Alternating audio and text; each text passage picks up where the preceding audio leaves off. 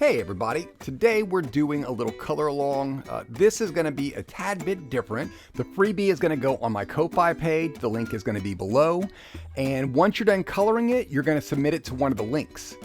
And from there, somebody's going to be chosen and they will receive a free PDF of my book, Adventuring. Jolanda, one of my peers, is going to be actually picking the winner, and I think it's just going to be done at random, but she's going to be doing a flip through of this book tomorrow.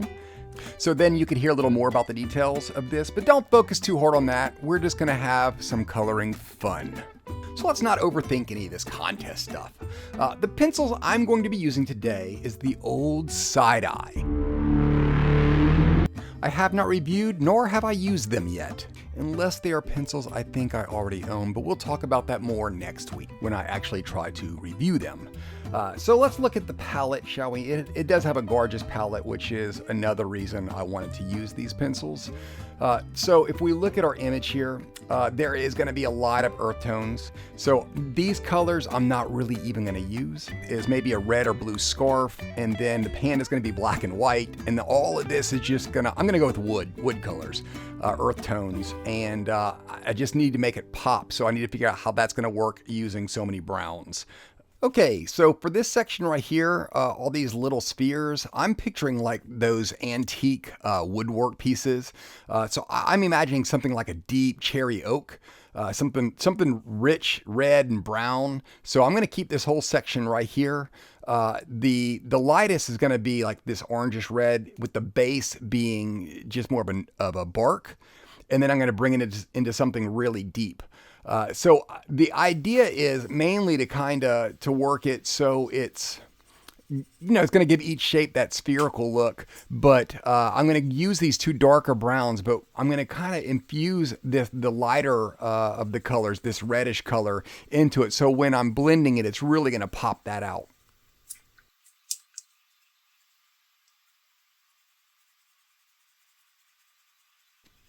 Now, there are a lot of these little wooden spheres to color, and I am not going to make you watch me do all of them. Now, I've had a couple of people comment, I've asked, how long should these color along videos be? And it seems like a good split. A lot of people are saying, about the 30 minutes that I'm doing it is good for them. And then other people say, well, as long as it takes you to color, I've watched 4-hour videos before. I just do not have it in me to do and post a 4-hour video. It just seems brutal. I just feel like I would lose so many of you in that kind of a duration. So I am going to jump around, but I am going to take those people who've requested a longer video into consideration. So what I'm doing here is you're watching me color it from a further shot. And then I'm going to push in closer, and we're going to do the same thing with a different sphere. I'm going to do it a couple of different ways. So hopefully you'll be able to pick up a little bit of technique. And not that there's much technique in this part, but hopefully you'll get something out of this. So it's one of those things, as you're watching the video, if there's something you see, please leave it in the comment for me so I'll know it's the part that you would like to see more of in future color alongs.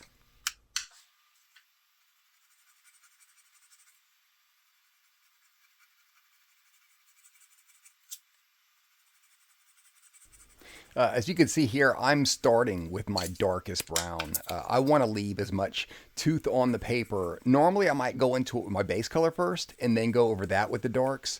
But in this case, I know right where I want these darks to be, and I want them to be as dark as they could be. So I'm starting with my dark while the paper has plenty of tooth and it's fresh. So it's going to be really deep in that section. And then I'm going over it with my base brown, that bark brown. And I'm going to work these two over and over and then add that red. And when that red kind of bleeds on top of it, it ends up being perfect because it pulls out just enough of that cherry oak look that I'm going for. That's going to make these look really nice when they're all together. So okie dokie, here is the super close-up that's going to give you a much better view of what it is that I'm doing. And now you can see there's really not much I am doing. I'm just working the dark brown and the base brown over and over. And I'm going to push these two colors to really get that deep wood look to it. And now that I know where my highlight is, I'm able to go into it with this reddish brown. And once I hit that with the blender, all of that's going to melt together really nicely. It's still going to leave this highlight, and And it's also going to make those browns really deep on the outside of this circle.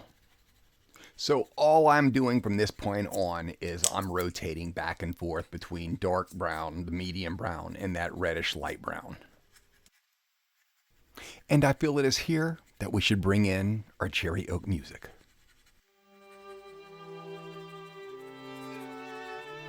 Oh my goodness, cherry oak got style.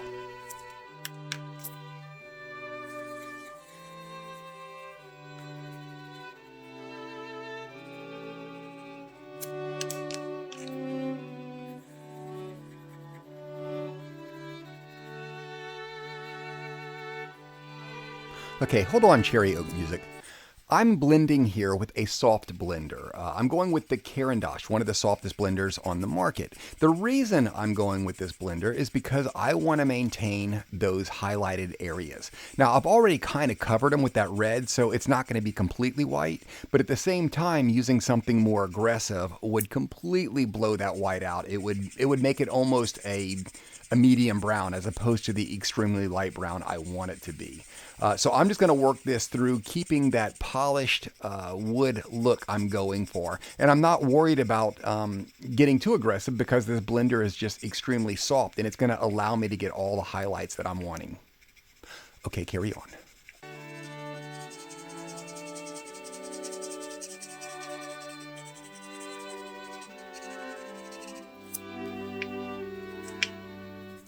Now for this part, I am going to jump through a little bit and edit it down because you've already watched me do a few of these. Normally I'd have skipped the entire left side of this page, but per your request, I am going to leave a little more of this in.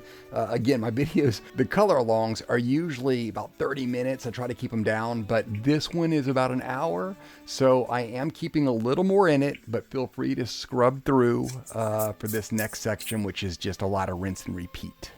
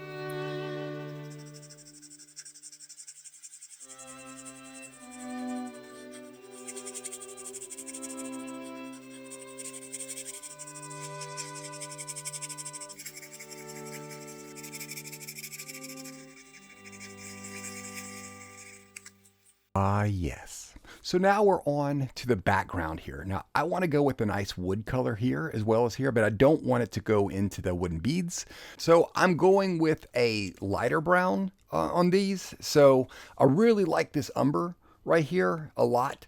And I'm going to probably push that into the base of being this reddish brown right here.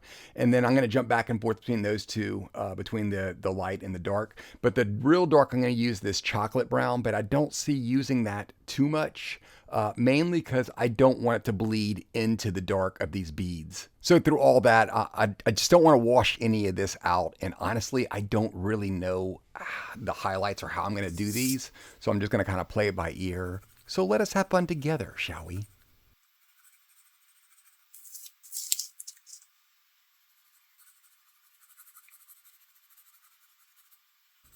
So unlike before, right here, I'm starting off with my base brown as opposed to the darkest brown because I am trying to remove a lot of that tooth first.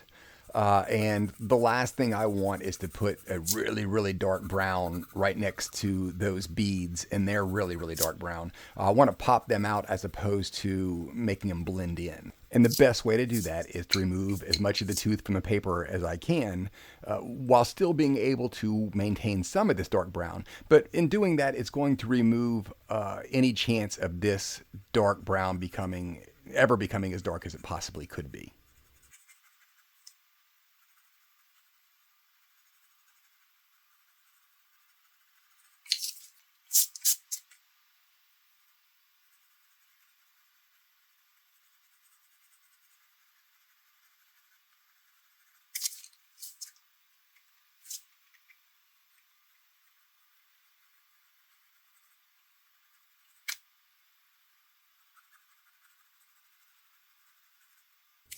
I have to mention, so, you see this glassine paper under my hand. Obviously I'm using it to protect my hand from smearing these colors around. But what I wanted to bring up is I use it a lot just by habit. And these videos, it's brutal. You don't notice it because I'm editing it out, but every time I lift my hand, it makes this horrid popping sound and crinkle sound, which I have to go in and edit and lower significantly. So every one of those little things, I gotta, go into editing, zoom in, and then alter it. So next time I might not use this paper just because you become very aware when you're editing all the little things. Me putting the pencils down on the table, it makes this horrid clacking sound that shoots the audio into the red, which is very unpleasant for you. So little things that I'm thinking of as you watch this is how could I make it less work for me and more enjoyable for you?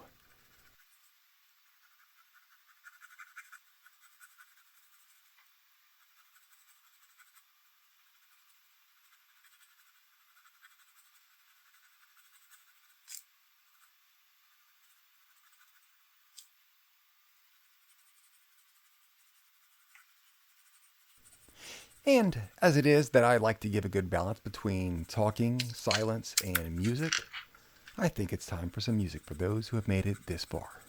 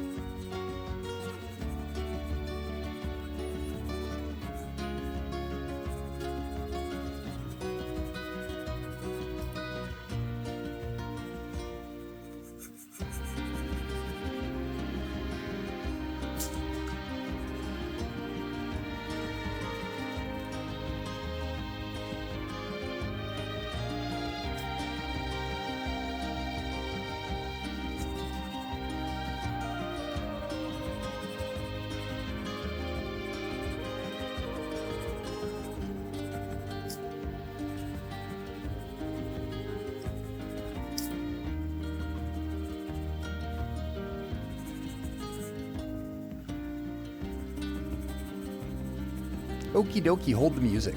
So I'm adding plenty of layers here because I'm going for a certain look with the highlights on this wood.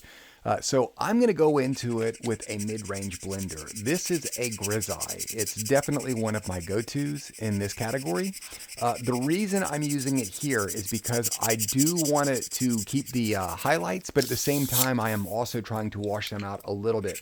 I do not want the glare to be too much. So I do want it to have that little bit of yellow.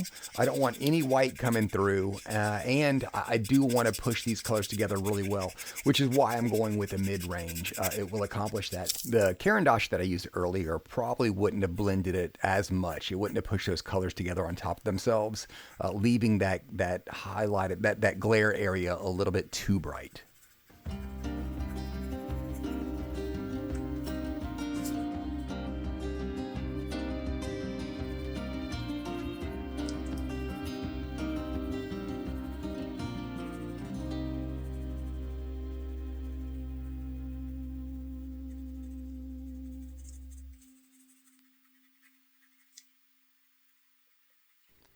I feel like I almost don't have a plan doing this section here.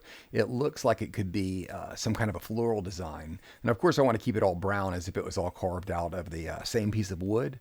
But I could see where I want some of the highlights to be, but because this is a fairly small part of the picture, I don't think I'm going to be able to push too much out of it, so I don't want to make it too fancy where I end up making a big muddy mess trying to accomplish something. So for the most part, I'm just going to keep this part of the image as basic as I can. I'm going to use very little highlights and mostly just rely on my darks to pop out all the shapes.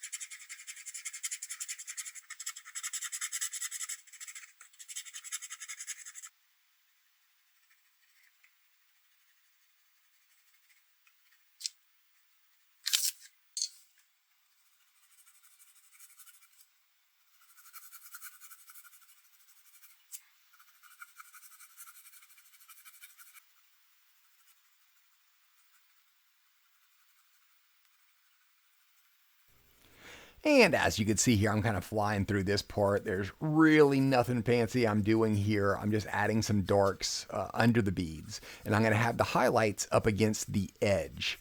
Now keep in mind there's wood in the background, which I'm also going to do brown.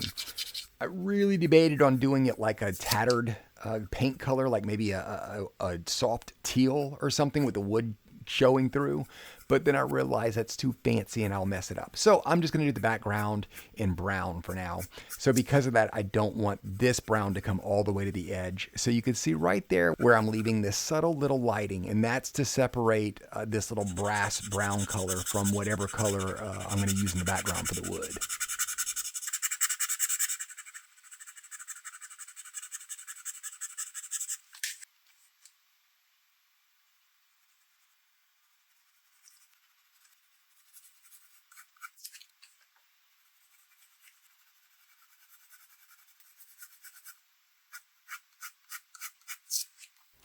And as you could see, I didn't make you suffer through two sides of that bronze wood.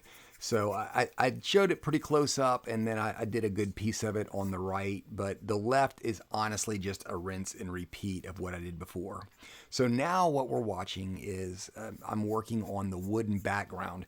This, in all honesty, I've done wood before. This is still a little different. I feel like it changes every time I do it. So I want to make this fairly basic, but I'm using, you know, when you get those 120 sets, they have that weird, every now and then, that weird brownish green color where you can't tell, is this an olive green with brown in it or is it a brown with green in it? Well, that's what I'm using here. It has that weirdish, you can kind of see it, that yellowish green look to it, but I'm mixing that in with the same umber I used before to kind of make it look like it belongs in the same family. And right here, I'm just building my confidence because I don't exactly know what I want to do. So you're going to watch me do this from further away. And then when I start figuring it out, we're going to push in closer. And so I'm not going to skip too much so you could actually see what I'm doing. If you want to try doing this too on your own, you can kind of pick up the technique.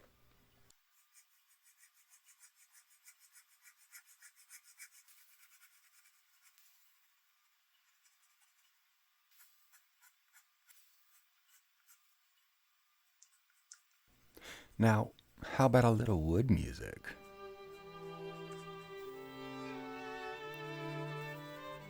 You know, I'm sure some of you were enjoying that, but I feel as though wood music should be funky.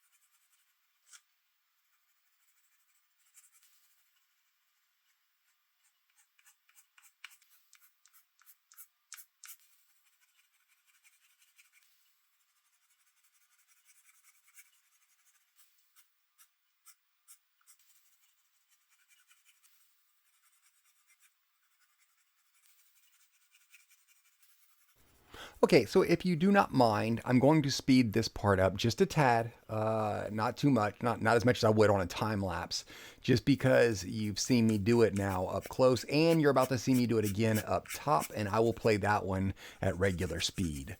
But to save us the headache of watching this all over again, you're welcome.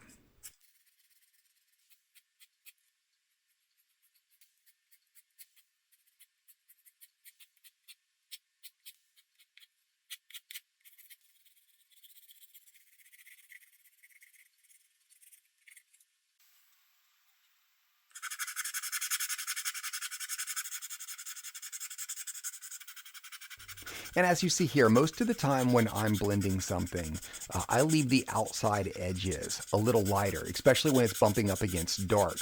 This is a good way to separate and to show depth. So it looks like these boards are actually elevated above the little dark parts in between the two. And a big part of that is just leaving that tiny little highlight around the edges of the wood. Now I can go back in with, once I've blended, with a darker of the colors and just kind of accent it, and that's really going to pop those boards out.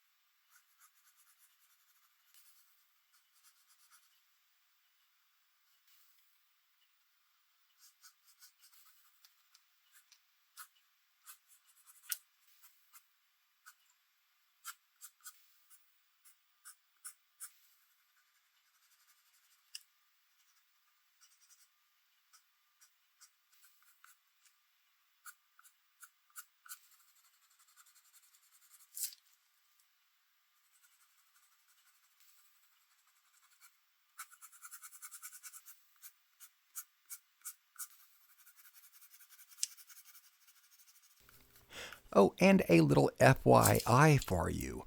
My next review video, which will be the video that I'm actually posting next, is going to be a review of these pencils right here.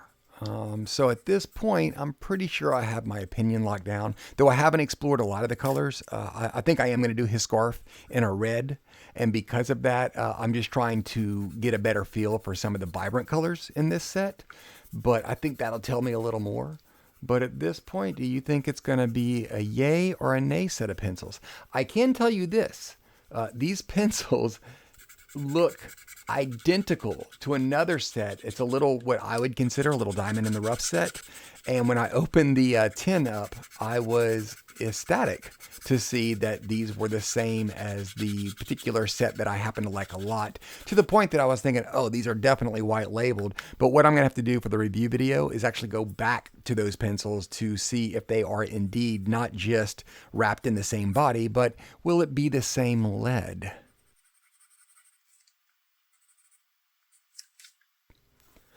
I almost always go back into the colors once I blended them and add the darks again, just because the blenders have a tendency to wash out some of the vibrancy. But just look at the difference it makes in popping the highlights out.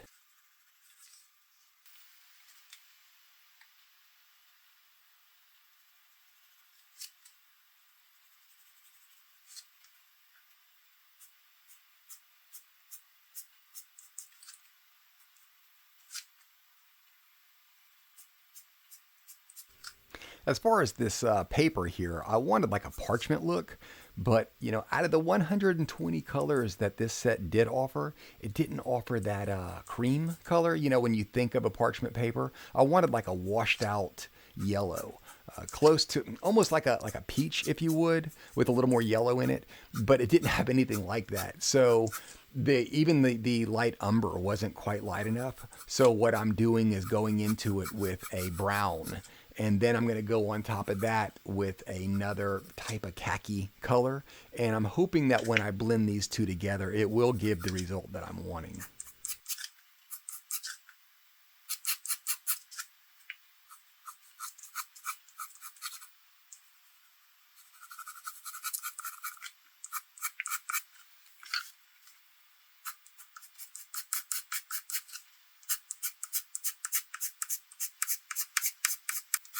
See, this is more like a mustard yellow, so it's not that khaki really, that parchment look.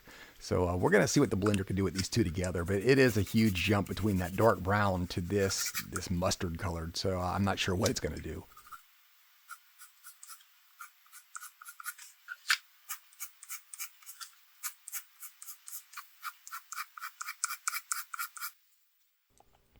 So here we are using a Pastelor blender. It's in the aggressive family. I thought a color might be too much, and one of the main reasons is all this ink in the text on the paper. That when that color hits it, it will push that black all over the place. Now this one will probably push it a little bit, but not nearly as aggressive as a color. But every time I use this thing, it reminds me of why I don't use this thing. Look how gummy it is. It rolls the colors constantly, where it pushes them on top of each other and just makes like this spotty mess. So I will probably not be using that on the top parchment page.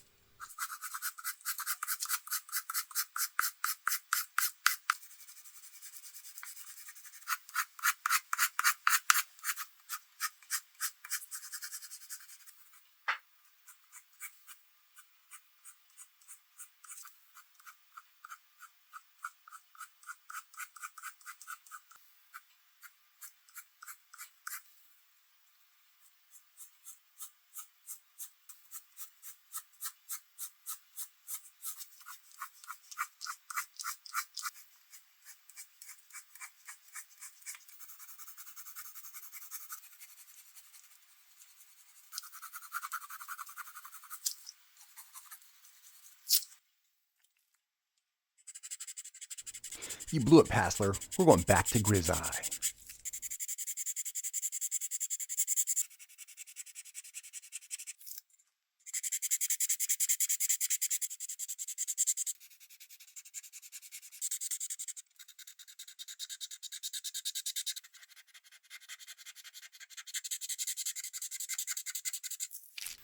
Okay, and for our little panda lady here, we're going to start off with her cheeks, the blush. Now I'm starting off with this soft apricot because the pinks I have in this set are a little bit harsh.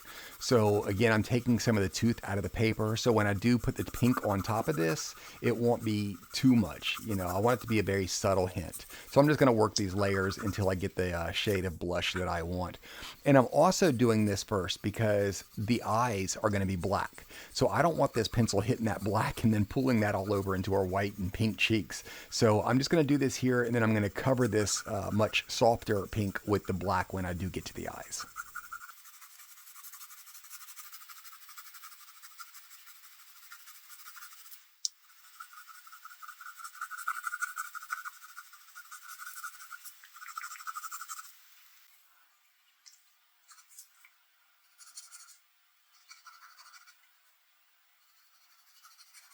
Now, normally when I do a lot of black like this, I jump right to black like in a marker, and that covers a better area smoother. But for this, I just want to try messing around with these pencils. I want to push them to the limit before I review them. So I'm going to see how the blacks work out. Now, the grays, I'll be honest, it had a pretty horrible gray selection. All of them were the exact same tint. So I got a black here, and then I've got a really dark gray. So I'm going to alter those two back and forth. They're so subtle, you probably won't even notice that I'm jumping back and forth into them. But the closer I get to the little highlight area in the ear, I'm going to go to that gray. And I'm just going to work these two over and over, and then I'm going to use the mid-range blender and really close the gap on this highlight, because I don't want the ear to be shiny. I just want it to have a little bit of a highlight section. So I don't want to use a soft blender. And especially when you're messing around with black, it's such a potent color, but it should still give a nice, soft, velvety look when it comes to the highlight.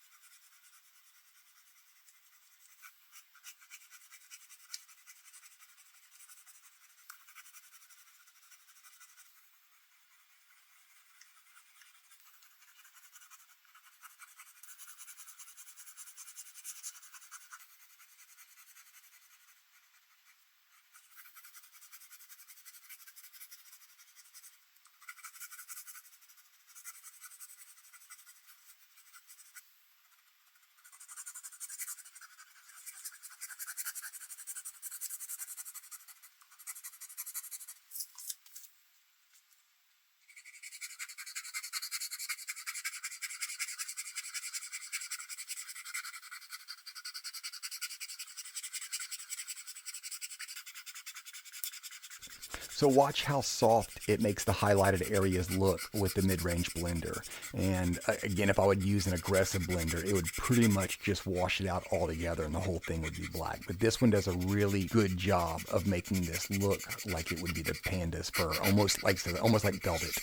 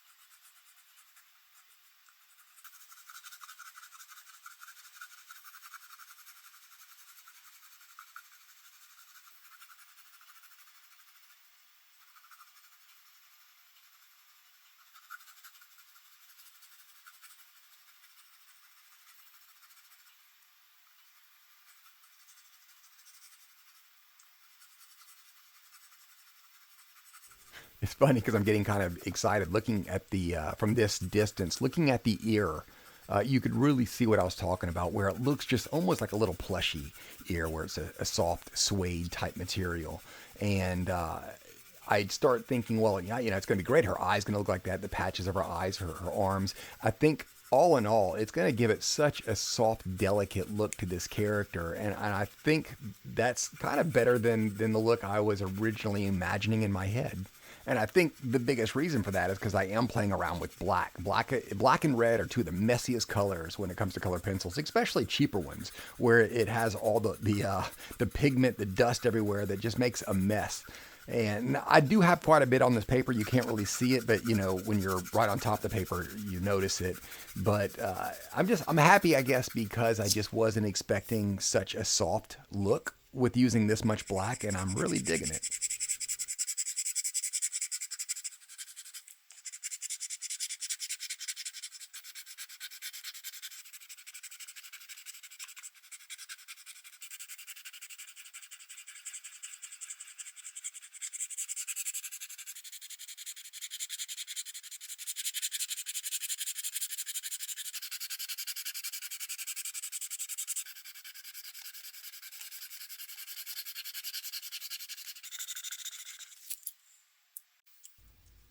I was thinking about leaving this part out altogether since I just did an ear, and this one isn't really much different other than the fact that it's covered by a little bit of cloth. But I'm going to leave it in, and I'm not even going to time lapse it like I also was going to do. And once again, it's just one of those I got to tell myself, well, people don't want to watch this. They could just scrub through it or skip through it or whatever. And just because sometimes these things are so painful, I feel like I'm forcing you. But I realize you're each your own person, and you could skip and you could watch if you want to.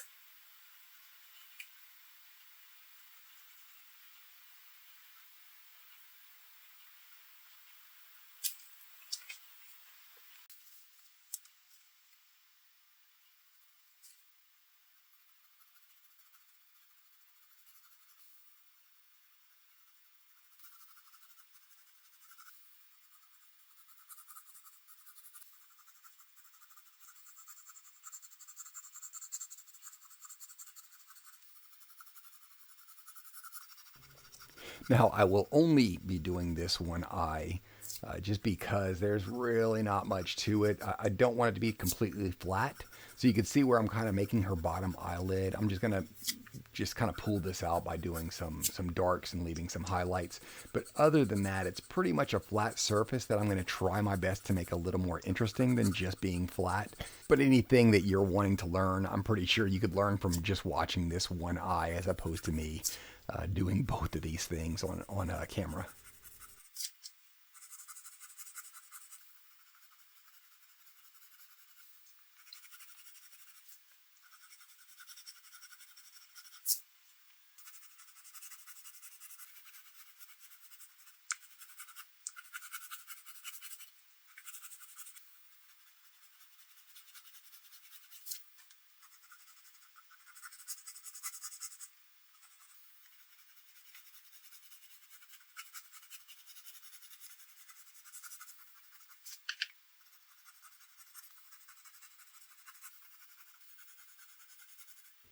So, do me a favor. I'm just curious who scrubs past most of this, which I would imagine the majority of you do.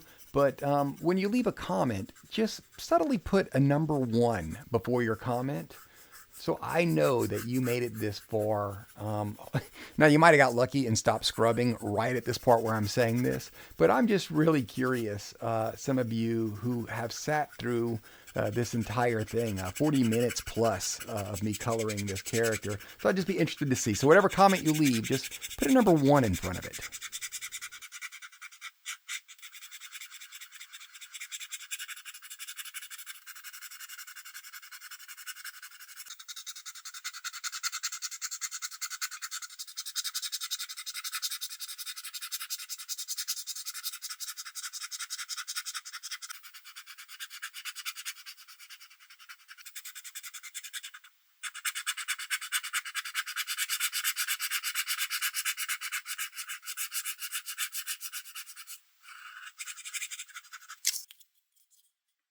Now right here, I am using a color blender. This is one of the most aggressive blenders you can get your hands on.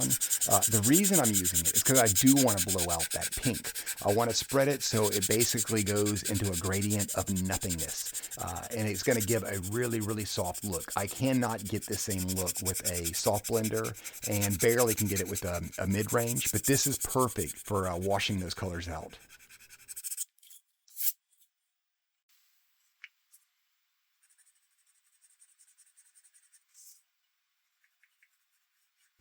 So as you can see, I've already done her right arm. I'm just going to kind of jump around. I am going to do both her legs and her other arms, but I am going to edit it down. So I'm kind of flying through it and I'm not going to time lapse it. But at the same time, this is something you've now seen me do 3 times up to this point. So we're just doing a quicker color along at this section.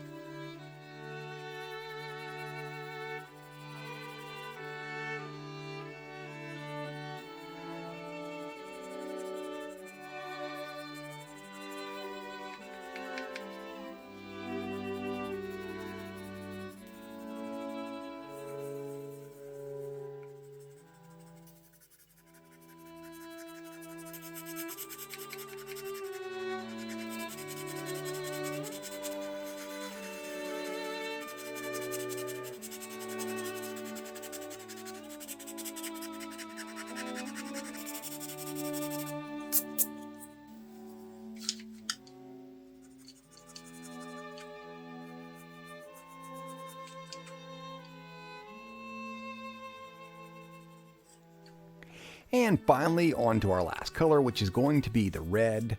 I'm going to use this same red color combination throughout. I got a base red, a brick red, and then a pink. So all my deep reds are going to be done with that brick red. And I might touch it up with a brown if I really want to push out the depth to it. But that's all this is going to be from this point on. I'm leaving the highlights here, and I do want these highlights to shine a little bit more as if it's silk. So I'll probably go back to my soft blender, most likely a Caran d'Ache.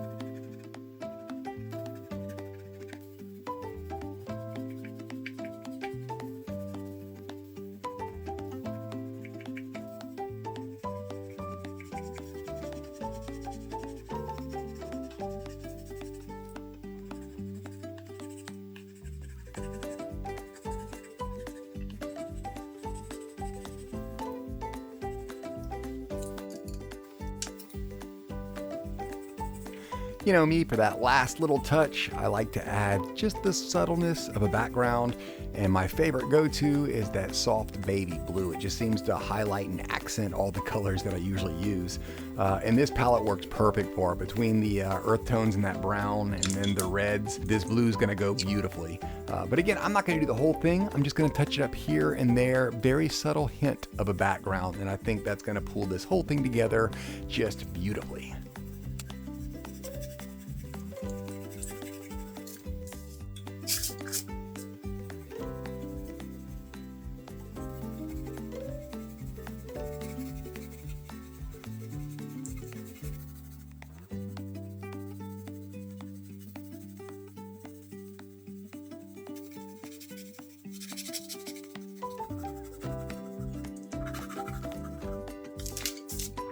And there we go, ladies and gentlemen. This is, to date, probably my longest video. Again, I usually try to keep all my videos down to 30 minutes max, and this one has almost hit an hour. So I really appreciate you hanging out with me, and let me know if this video was too long and to go back to the shorter ones. Any of that kind of information of things y'all like to see more of, just let me know. It will help me in future videos.